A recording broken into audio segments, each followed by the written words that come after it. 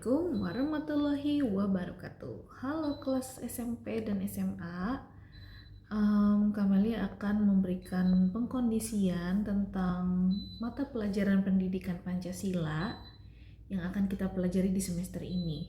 Oke, jadi untuk pelajaran pendidikan Pancasila kita modulnya atau sumbernya berasal dari Rumah Kebangsaan Pancasila. Materinya kita ambil dari Rumah Kebangsaan Pancasila. Nah, untuk SMP dan SMA kita akan sama-sama membahas 17 tahun perjalanan Keramat Bangsa Indonesia.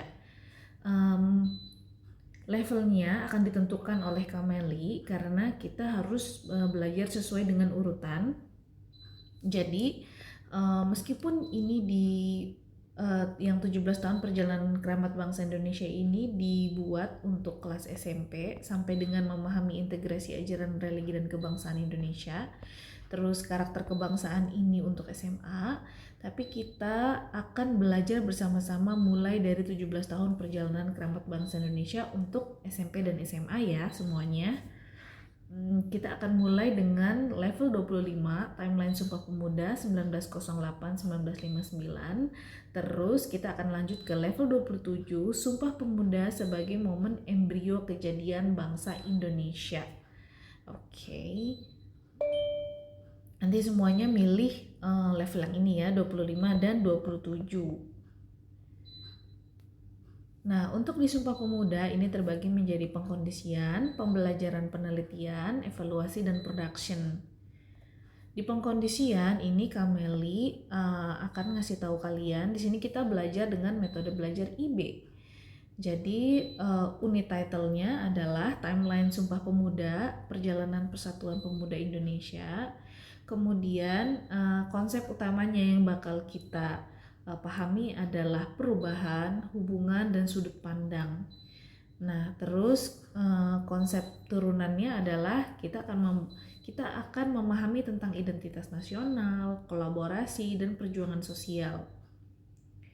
Lalu untuk orientasi waktu dan space itu memahami bagaimana generasi muda di masa lalu menciptakan perubahan sosial politik yang berdampak pada identitas bangsa. Nah, kita fokusnya ke situ bahasnya. Oke.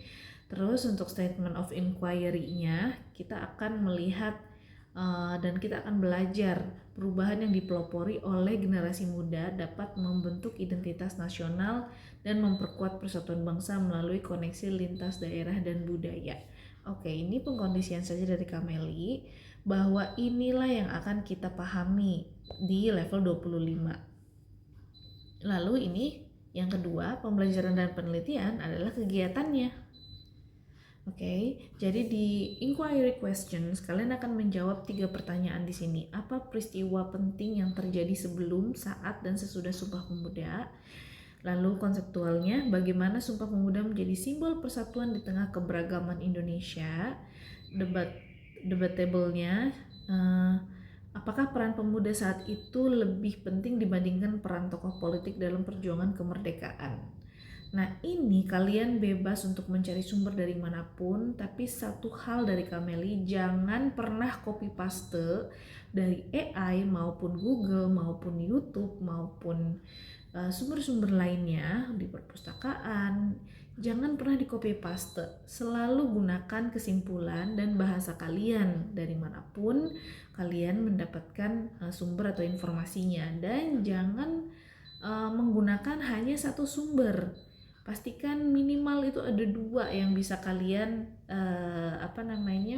bandingkan sudut pandangnya. Kita belajar bahwa kita itu tidak boleh mudah digiring oleh informasi.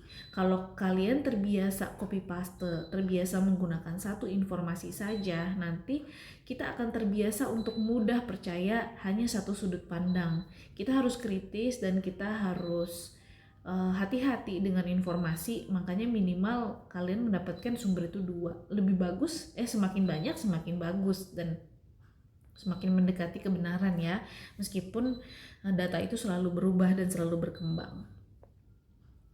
Nah, kemudian ini yang akan kalian pelajari secara aktif mandiri.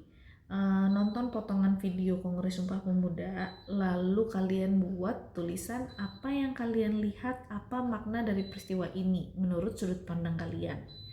Lalu kalian membuat timeline Sumpah Pemuda, boleh di kertas, boleh di digital, kayak di Canva gitu, terserah ya. Bikin timelinenya dari tahun 1908 sampai Sumpah Pemuda. Oke, terus di sini terakhir kita akan bermain role play. Tapi ini kalian jika aku menjadi, pilih nama pahlawan yang di era Sumpah Pemuda atau pahlawannya Sumpah Pemuda. Apa pesan yang akan saya sampaikan kalau melihat anak-anak muda zaman sekarang? Nah, kalian mau jadi siapa? Sugondo kah, Weij Rudolf Supratman, atau pemuda-pemuda lainnya yang menjadi pahlawan di era Sumpah Pemuda? Cara mengerjakan role play ini, kalian pilih salah satu tokoh, terus cari sifatnya dan cara berpikir mereka tuh kayak gimana, baru kalian bisa menentukan pesan apa yang bakal kalian sampaikan jika aku menjadi pahlawan itu melihat anak-anak zaman sekarang. Oke. Lalu kalian akan membandingkan Sumpah Pemuda dengan gerakan pemuda di negara lainnya. Oke, ini kalian bisa pilih, terserah jadi setiap negara itu selalu punya gerakan pemuda, di mana pemudanya itu nasionalis dan ingin memajukan bangsanya. Bukan cuma di Indonesia yang punya gerakan pemuda.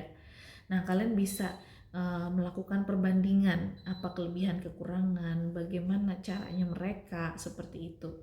Oke, caranya kita dan caranya mereka itu bagaimana? Pokoknya bikin semacam perbandingan. Kalau mau dibikin tabel boleh, mau dibikin tulisan saja juga boleh.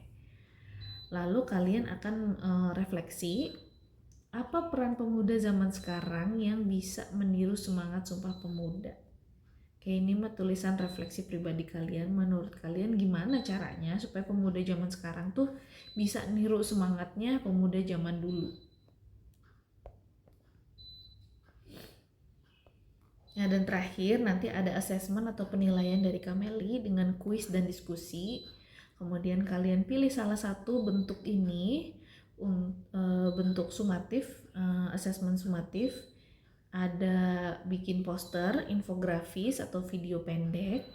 Mau presentasi juga boleh, mau refleksi individu atau jurnal individu juga boleh. Jadi pilih salah satu dari 3 itu ya.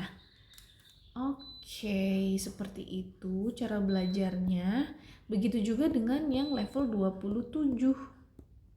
Nah, sama aja isinya juga begitu, pengkondisian atau orientasi yang bakal kita pahami di Sumpah Pemuda sebagai embrio kejadian bangsa Indonesia. Terus ini pembelajaran dan penelitiannya yang akan kalian kerjakan secara aktif mandiri. Lalu nanti pas assessment atau penilaian ini bareng Kameli. Oke, happy learning semuanya. Wassalamualaikum warahmatullahi wabarakatuh.